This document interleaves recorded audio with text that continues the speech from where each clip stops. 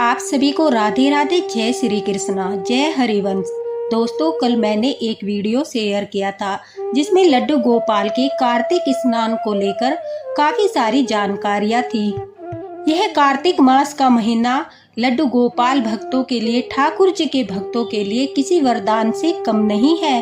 वो इसलिए कि अगर किसी के लड्डू गोपाल जागृत नहीं है, अनुभूति नहीं कराते, लड्डू गोपाल की सेवा कर रहे हैं, फिर भी लड्डू गोपाल की कृपा प्राप्त नहीं हो रही है, घर में सुख समृद्धि का वास नहीं है और मन में यह शंका है कि क्या हमारे लड्डू गोपाल हमारी सेवा से प्रसन्न है, क्या हमारी सेवा में कोई भूल तो नहीं हो रही जिसके कारण हमारे बाल गोपाल अनुभूति नहीं कराते।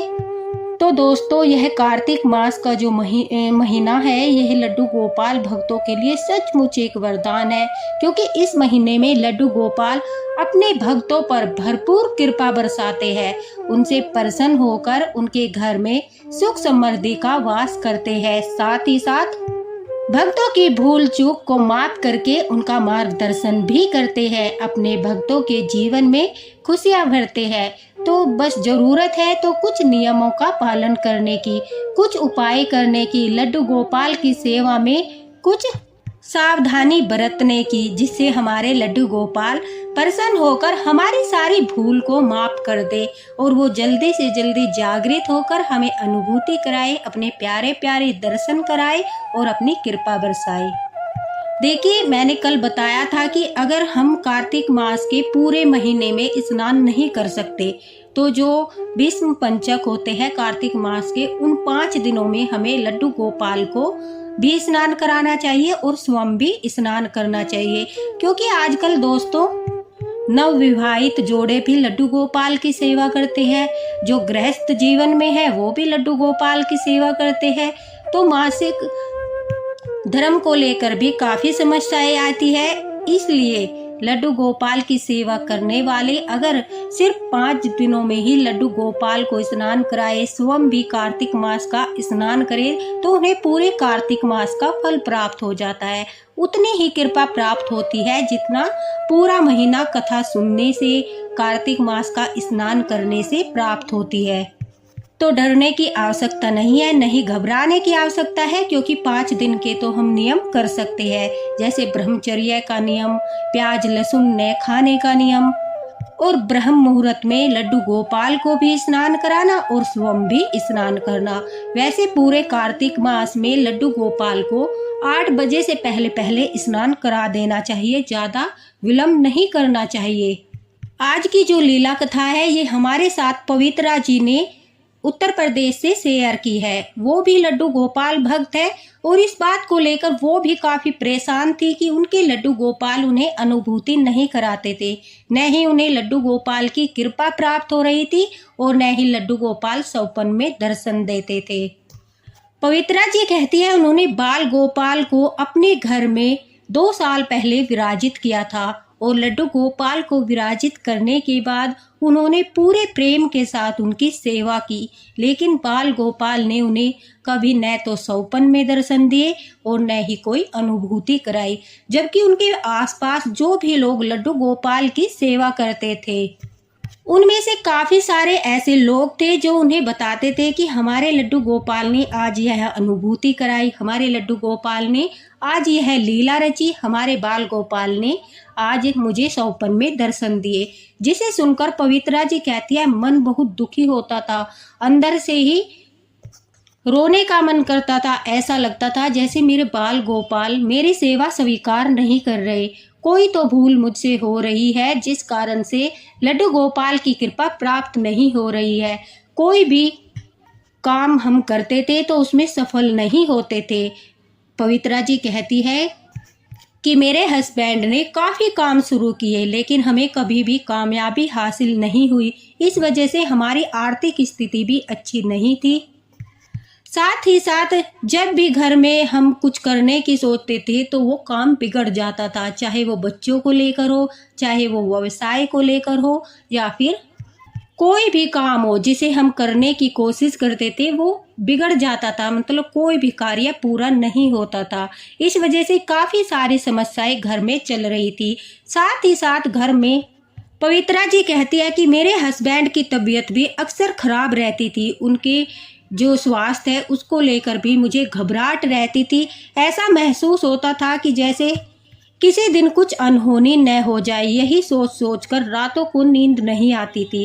अब पवित्रा जी कहती है कि मुझे लड्डू गोपाल की सेवा करते करते पूरा 1.5 वर्ष हो चुका था। अब मैं काफ़ी निराश हो गई थी। मुझे लगने लगा था शायद ठाकुर जी ने मेरी पूजा स्वीकार नहीं की और मैं इस लायक नहीं हूँ कि मैं उनकी सेवा कर सकूँ। मैं अज्ञानी हूँ, मैं पापी हूँ, इस वजह से वो मेरी सेवा स्वीकार नहीं करते। पवित्रा जी के बच्चे छोटे छोटे थे तो अभी वो अपने गृहस्थ जीवन में भी ज़्यादा नियमों का पालन नहीं कर पाती थी। इस वजह से भी उन्हें लगता था कि शायद उनके पाप की वजह से लड्डू गोपाल उनसे प्रसन्न नहीं है। काफ़ी सारी शंकाएं थी उनके मन में जिन्हें लेकर वो चिंतित रहती थी। लेकिन पवित्रा जी कहती है कि ठाकुर जी को शायद मेरी परीक्षा लेनी थी। इतने समय तक उन्होंने मेरी परीक्षा ली और देखा कि क्या मेरा विश्वास उनके ऊपर से डगमगाएगा, क्या मेरा विश्वास कमजोर पड़ेगा, या फिर मैं अपने बाल गोपाल के ऊपर भरपूर विश्वास करते हुए उनकी सेवा को करती रहूंगी। अब पवित्रा जी कहती है कि लड्डू गोपाल की कृपा से मुझे कार्तिक मास में दीपदान के बारे में पता चला। वह कहती है कि मेरे घर से कुछ दूरी पर ही मेरी एक सहेली का घर था। मैं अचानक से उसके घर पर कुछ काम के लिए गई थी तो उस समय वो अपने घर के दरवाजे पर शाम के समय बहुत सारे दिए जला रही थी। मैंने उससे पूछा कि आज तो दीपावली का पर्व भी नहीं है और तुम दिए क्यों जला रहे हो। जैसे ही मैंने उसके घर में प्रवेश किया तो मैंने वहां पर देखा मंदिर में, तुलसी जी के पास सभी जगह दिए जला रखे थे। तभी मैंने उससे पूछा कि क्या आज कोई ऐसा अवसर है जिसकी खुशी में तुम दिए जला रही हो। तभी उसने मुझे बताया कि यह दीपदान किया जाता है। जो भी लड्डू गोपाल के ठाकुर जी के भक्त होते हैं, अपने आराध्य की पूजा करते हैं तो वो दीपदान करते हैं। दीपदान करने से घर में सुख समृद्धि का वास होता है और जिस किसी के लड्डू गोपाल जागृत नहीं होते वो भी जागृत होकर उन्हें आशीर्वाद देते हैं। माता लक्ष्मी प्रसन्न होकर घर में सुख समृद्धि का वास करती है।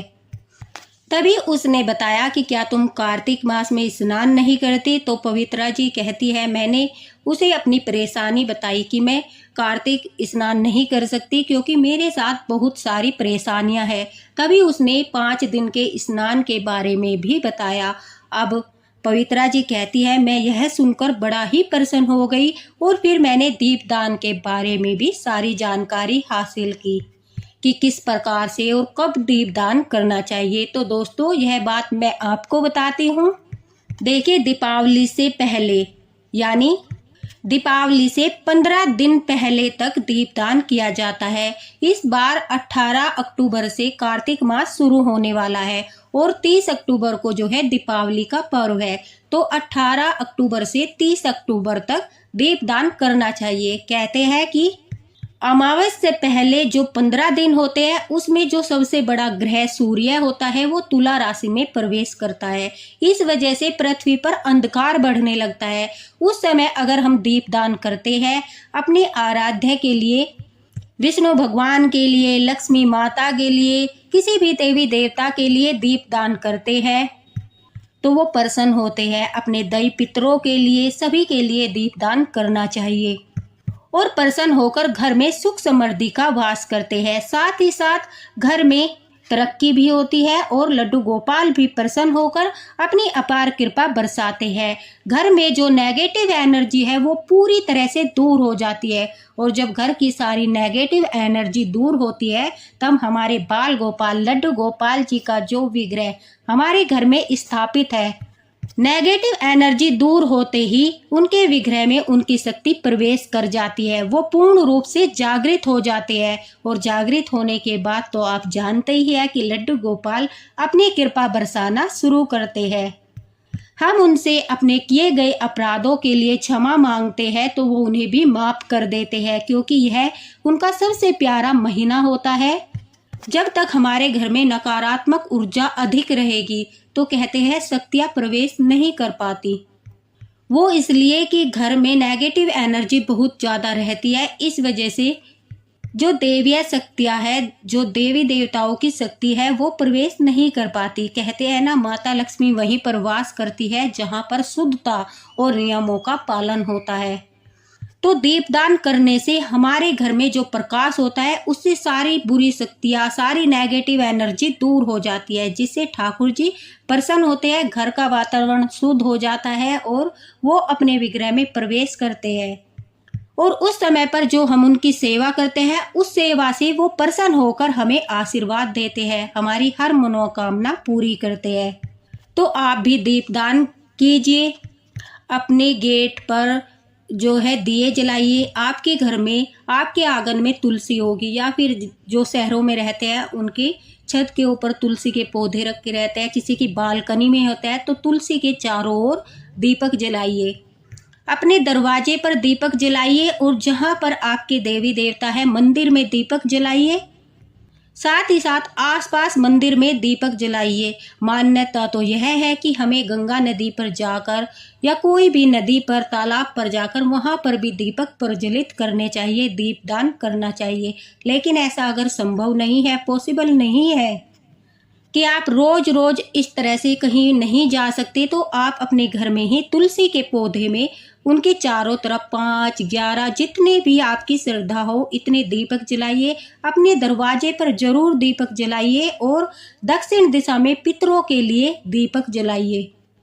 साथ ही साथ अपने आसपास के मंदिर में, पीपल के पेड़ के नीचे आप दीपदान अवश्य करें। साथ ही साथ एक बहुत महत्वपूर्ण बात बताती हूँ कि दोस्तों, कभी भी जो है दीपक को यानी दिए को एकदम से पृथ्वी पर नहीं रखना चाहिए, उसके नीचे कोई प्लेट अवश्य रखनी चाहिए, क्योंकि कहते हैं अगर दिए का ताप पृथ्वी पर जाता है तो उसका दोष लगता है। इसलिए दीपक के नीचे हमेशा चावल, प्लेट वगैरह कुछ रख लेना चाहिए। साथ ही साथ जब आप दीपदान करते हैं तो दीपक में थोड़े से बासमती चावल, कोई भी चावल हो, टूटे हुए ना हो, साबुत चावल डालकर उसमें 1-2 फूल डाल लीजिए।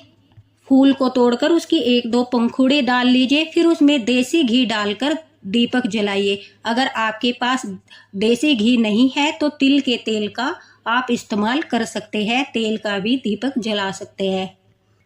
अब पवित्रा जी कहती है कि मैंने तो यह विधि जानते ही अपने मन में निश्चय कर लिया कि मैं भी दीपदान अवश्य ही करूंगी और लड्डू गोपाल को जागृत करके ही मानूंगी, क्योंकि काफी समय हो गया मेरे लड्डू गोपाल ने मुझे दर्शन नहीं दिए और इस बात को लेकर मैं काफी परेशान हूँ। अब पवित्रा जी अपने घर आकर लड्डू गोपाल के सामने बैठकर उनसे प्रार्थना करती है कि हे लड्डू गोपाल, आपने मेरा मार्गदर्शन किया, शायद आज इसीलिए मैं अपनी सहेली के घर गई थी, आप मेरा मार्गदर्शन करना चाहते थे। अब पवित्रा जी कहती है कि मैंने अमावस से पहले 15 दिन तक दीपदान किया, अपने घर के तुलसी के पौधों में दीपक जलाया, खुले आसमान के नीचे दक्षिण दिशा में दैव पितरों के लिए भी दीपक जलाया, अपने घर के द्वार पर भी दीपक जलाया। इन 15 दिनों के अंदर मेरे साथ जो चमत्कार हुआ उसे अगर मैं आप लोगों को बताऊंगी तो शायद आपको यकीन नहीं होगा, लेकिन अगर आप लड्डू गोपाल भक्त हो और उन पर विश्वास करते हो तो आपको अवश्य ही विश्वास होगा। पवित्रा जी कहती है, मैंने अपने सपन में एक छोटा सा बालक देखा जिसका सुंदर सा रूप था, सिर पर मोर मुकुट धारण किए हुए, हाथ में बांसुरी लिए हुए। वह बच्चा बांसुरी को अपनी कमर की बराबर में डालकर हाथों में एक दिए की थाली लेकर पूरे आंगन में घूम रहा था। उसे देखकर मुझे आनंद की अनुभूति हो रही थी। वह जगह जगह पर दिए रख रहा था। पवित्रा जी कहती है कि उस बच्चे को देखकर मुझे जो आनंद की अनुभूति हो रही थी वो मैं शब्दों में बयान नहीं कर सकती। जब मेरी आंखें खुली तो मेरा पूरा शरीर ठंडा हो चुका था। ऐसा लग रहा था मानो मेरे बाल गोपाल ने आज पहली बार सौपन में मुझे दर्शन देकर धन्य कर दिया। मुझे अंदर ही अंदर एक एनर्जी महसूस हो रही थी। मेरे हाथ पांव ठंडे हो रहे थे, लेकिन मेरे पूरे शरीर में ऐसी एनर्जी थी जिसे मैं शब्दों में बयां नहीं कर सकती। मेरे बाल गोपाल का वो पहला दर्शन मैं जीवन भर याद रखूंगी। पवित्रा जी कहती है कि मैं इतना प्रसन्न हुई और लड्डू गोपाल के सामने जाकर रोने लगी कि हे लड्डू गोपाल, मैं तो धन्य हो गई। आपका स्वरूप ऐसा मनमोहक है जिसे देखकर कोई भी भक्त जो है उसे आपसे प्रीत हो जाएगी। लड्डू गोपाल के छोटे छोटे कदम, पायल की झनकार से मन मोह लेने वाली उनके मुख की छवि को देखकर पवित्रा जी कहती है कि मैं लड्डू गोपाल से और भी अधिक प्रेम करने लगी। और सच कहते हैं कि अगर कोई दीप दान करता है तो लड्डू गोपाल उसके जीवन में भी दीपों की तरह ही उजाला भर देते हैं, उसके जीवन से अंधकार दूर कर देते हैं। भले ही आप कार्तिक मास का स्नान न कर पाओ, लेकिन अमावस्या से पहले आप दीपदान अवश्य करें। दोस्तों, दीपावली का पर्व हम जब मनाते हैं तो उस दिन भी सारे घर में सब जगह पर दिए जलाते हैं, वो भी दीपदान ही होता है। और जब कार्तिक मास समाप्त होता है पूर्णिमा के दिन, उस दिन भी दीपदान किया जाता है। जो कोई वर्ष में बार बार दीपदान नहीं कर सकता, ज़्यादा आराधना नहीं कर सकता, भक्ति नहीं कर सकता, वो पूर्णिमा के दिन 365 बाती बनाकर, रुई से बनाकर या कच्चे सूत से बनाकर या फिर कलावे से बनाकर 365 बत्तियां बनाकर उन्हें दिए में रखकर अगर पूर्णिमा के दिन जलाकर हम अपने आराध्य को दीपदान करते हैं, उन्हें समर्पित करते हैं, तो कहते हैं हमें पूरे साल की भक्ति का फल मिल जाता है, भगवान जी का आशीर्वाद प्राप्त होता है, ठाकुर जी की कृपा प्राप्त होती है और वह यह पूजा स्वीकार भी करते हैं। अब पवित्रा जी कहती है कि मुझे तो लड्डू गोपाल की अनुभूति होना कार्तिक मास में ही शुरू हो गया। मेरे लड्डू गोपाल लीलाएं करने लगे। कभी जब मैं उन्हें स्नान कराती तो वो मुझे ऐसा अनुभव कराते जैसे कि आज बाल गोपाल को कोई दूसरी पोशाक पहननी है। मैं उनके लिए जो पोशाक निकालती थी वो उसे धारण नहीं करते थे, लेकिन मेरे मन में अचानक ही भाव आता था कि आज लड्डू गोपाल को, जैसे कि मैंने पीले कलर की पोशाक निकाली तो मन में भाव आता था स्नान कराते ही, जैसे आज इन्हें ब्लू कलर की पोशाक पहननी है तो मैं उन्हें नीले कलर की पोशाक पहनाती थी। जब मैं उन्हें भोग लगाती थी तो उनके मुंह पर जो मुस्कुराहट, जो छवि मुझे कभी नहीं दिखाई देती थी, अब वो दिखाई देने लगी थी। ऐसा लगता था जैसे मेरे लड्डू गोपाल के मस्तिष्क पर, जहाँ मैं चंदन का टीका लगाती हूँ, वहाँ पर एक तेज है। और अपने लड्डू गोपाल को देखकर मेरे मन में जो शांति होती थी, कुछ भी परेशानी हो वो परेशानी भूलकर मैं लड्डू गोपाल को देखकर प्रसन्न हो जाती थी। अब लड्डू गोपाल की कृपा से धीरे धीरे घर में सारी समस्याएं ठीक होने लगी और यह किसी चमत्कार से कम नहीं था। हमने कार्तिक मास के बाद अपना एक छोटा सा काम शुरू किया और यह पहली बार था कि लड्डू गोपाल की कृपा से हमें अपने काम में सफलता प्राप्त हुई। पवित्रा जी कहती है कि यकीन मानना, जब हमने अपना काम शुरू किया उसमें सफलता के साथ साथ अभी तक भी हमारा काम बहुत अच्छा चल रहा है। लड्डू गोपाल की कृपा से हमारी आर्थिक व्यवस्था भी बिल्कुल अच्छी हो गई। मेरे पति का स्वास्थ्य भी ठीक होने लगा। ऐसा लग रहा है जैसे उस कार्तिक मास के बाद तो लड्डू गोपाल की पूरी कृपा हमारे ऊपर होने लगी। बाल गोपाल, लड्डू गोपाल पूर्ण रूप से जागृत हो गए। वो सौपन में दर्शन भी देते हैं, अनुभूति भी कराते हैं, साथ ही साथ अगर कोई भूल चूक हो जाए तो वो किसी न किसी माध्यम से मार्गदर्शन भी करते हैं, चाहे वह कोई व्यक्ति हो या फिर खुद का अनुभव हो, मार्गदर्शन अवश्य ही करते हैं। और यह बात सत्य है दोस्तों, मुझे भी पहले पहले लड्डू गोपाल की अनुभूति नहीं होती थी, लेकिन जैसे जैसे मैंने नियमों का पालन करना शुरू किया, लड्डू गोपाल की सेवा में थोड़े थोड़े नियमों को अपनाना शुरू करा, सच्चे हृदय से उन पर समर्पण भाव से उनकी आराधना करने लगी, तो लड्डू गोपाल को लाने के कुछ महीने बाद ही मुझे भी अनुभूति होने लगी, उनके सौपन में दर्शन होने लगे। और ये सिर्फ लड्डू गोपाल की ही कृपा है। जब वो अपने भक्तों का मार्गदर्शन करते हैं तो वो स्वयं ही किसी को माध्यम बनाकर करते हैं, या फिर वो अनुभूति कराते हैं, या फिर वो सौपन में बताते हैं। लेकिन हमें भी सभी चीज़ों का ध्यान रखना चाहिए। और जो भक्त लड्डू गोपाल की कृपा प्राप्त करना चाहते हैं, अपने लड्डू गोपाल को चाहते हैं कि वो पूर्ण रूप से जागृत हो जाए, तो वो दीपदान अवश्य ही करे कार्तिक मास में। और अगर वो पूरा कार्तिक मास स्नान नहीं कर सकते तो लास्ट के कार्तिक मास के 5 दिनों में एकादशी से लेकर पूर्णिमा तक भीष्म पंचक में कार्तिक स्नान अवश्य करें। लड्डू गोपाल को उन 5 दिनों में ब्रह्म मुहूर्त में स्नान कराए, साथ ही साथ स्वयं भी ब्रह्म मुहूर्त में ही स्नान करे। ब्रह्म मुहूर्त सुबह के 5 बजे तक होता है। उसके बाद अगर आप स्नान कराना चाहते हैं तो 8 बजे से पहले पहले अवश्य ही लड्डू गोपाल को स्नान करा दे। और अमावस्या से पहले दिन और कार्तिक मास प्रारंभ होने के दिन से लेकर अमावस्या तक जो 15 दिन होते हैं, उन 15 दिनों में दीपदान अवश्य ही करें। देखना आपको ठाकुर जी की कृपा अवश्य ही प्राप्त होगी। आपके घर की सारी नेगेटिव एनर्जी दूर हो जाएगी, बाल गोपाल जागृत हो जाएंगे, उनकी कृपा प्राप्त होगी। आप उनसे प्रार्थना करना कि हे ठाकुर जी, आप इस कार्तिक मास में जागृत होकर हमें अनुभूति कराए, हमें सौपन में दर्शन दे। अगर कोई भूल चूक हो गई है तो हमारा मार्गदर्शन करे। देखना वो प्रार्थना अवश्य ही स्वीकार करेंगे। अगर आप चाहे तो कार्तिक मास में दान भी कर सकते हैं। एकादशी के दिन आपके घर के आसपास अगर कोई मंदिर है, उसमें कोई पंडित जी रहते हैं, या फिर कोई किसी गरीब को दान करना चाहते हैं, आप जूते, चप्पल, छतरी वगैरह, खाने की चीज़ें, वस्त्र आदि चीज़ का दान कर सकते हैं। कहते हैं कार्तिक मास में दान करने से हमें उस दान का 1000 लाख गुना फल प्राप्त होता है। तो अगर आपकी सामर्थ्य है, आप करना चाहते हैं, वो आपकी इच्छा पर निर्भर करता है, तो आप कार्तिक मास में दान भी अवश्य करें। आपके घर में जहाँ तुलसी का पौधा है, वहाँ पर कार्तिक मास में सुबह शाम दीपक अवश्य जलाए, उसे भी दीपदान ही कहा जाएगा। और फिर माता लक्ष्मी की प्राप्ति होगी। माता लक्ष्मी की कृपा से आपके जीवन में जो धन संबंधी समस्याएं हैं वो भी दूर हो जाएगी।